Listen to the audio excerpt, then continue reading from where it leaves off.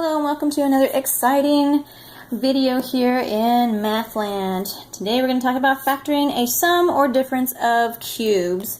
Okay, so I've got a binomial here, and to factor this, I've only got a couple of options. So this is either a difference of squares or it's cubes. Now, difference of squares has a subtraction sign. This one does not. And I can't take the square root of the first term or the last term, so it's got to be difference or sum of cubes. Sum, plus sign, difference, minus sign.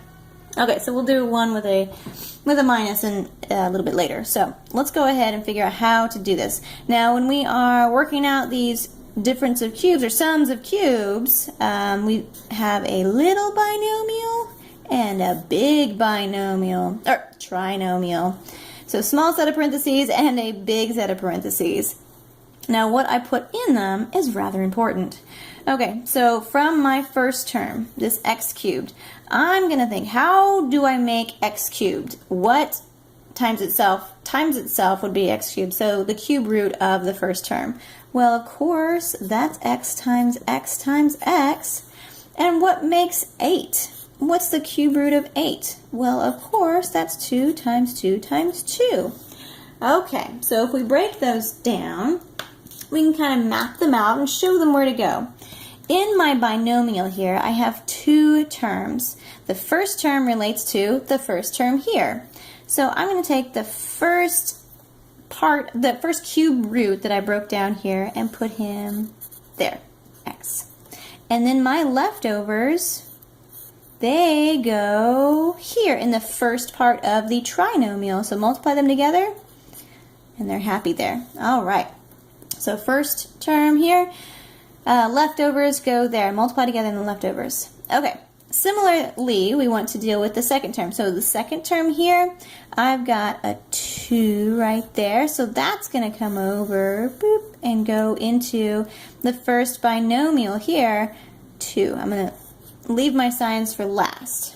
Okay, and the same thing that happened to the x's, these leftovers are going to multiply and end up in the last space for this trinomial. In the middle of our trinomial, we are going to have the product of these two terms. They multiply and they go there. So I have a 2x. Okay?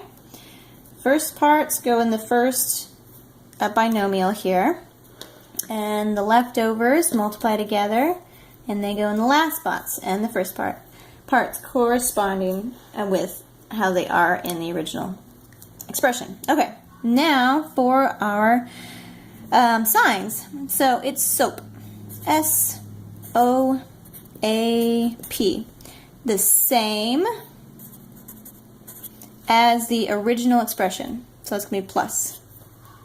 Okay? Opposite as the original expression. It's going to be negative. And then always positive. So plus. Ta-da! There we go. That's it. Our final answer right there. Okay, so we've got a binomial and trinomial. Put the parentheses there. Okay, so that was sum of cubes. Let's try the difference of cubes. You're going to see that it's remarkably similar. So if I had, let's see, I'll make one up here.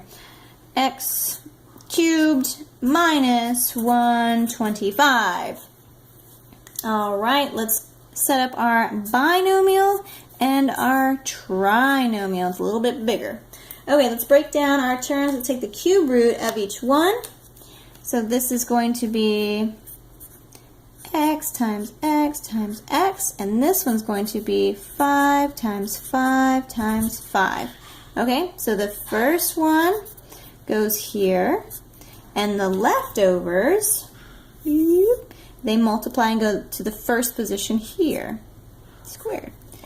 Okay, same thing here. The first one goes in the first set of parentheses, 5, and the last two, they multiply together and go in the last spot in the trinomial. So that's going to be 25. Okay, now in the middle, remember we are multiplying what we had here. So x times 5 is 5x. Now let's do our signs. So we've got, let's see, soap. Same thing. Soap, S-O-A-P. Same as the original equation, or expression, negative. Opposite as our original expression, positive. Always positive, always positive. And that's it. Ta-da! That's it. Factoring a sum or difference of cubes. Have fun with it.